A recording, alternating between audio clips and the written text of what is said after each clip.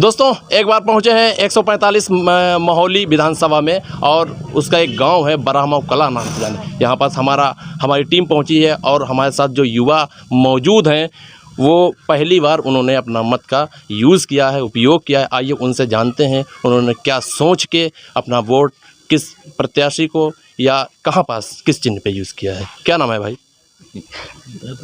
नाम बताइए, क्या नाम है? मेरा नाम फैसल है। फैसल, वोट डाला है? हाँ। तो क्या सोच के आपने वोट डाला? आगे क्या सुविधाएं तुमको मिलें जो सरकार से हैं?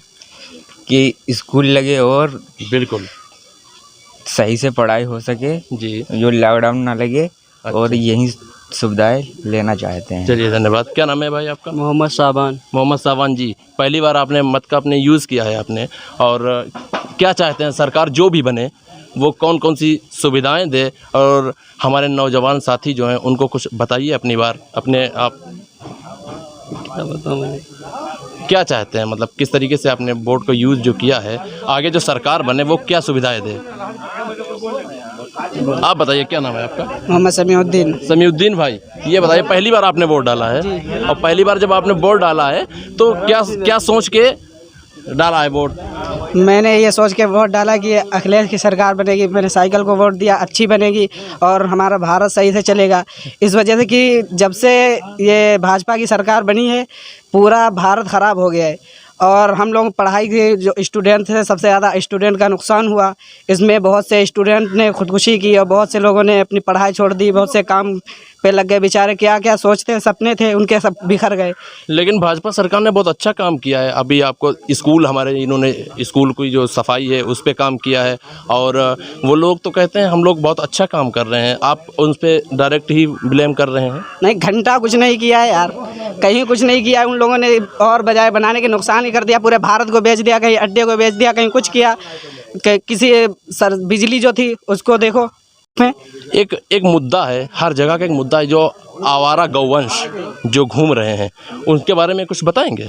जी, बेचारे किसान कितनी मेहनत करते हैं, उसके बाद में देखो गाय घूम रही इधर, पता नहीं कितना नुकसान हो रहा है बेचारों का।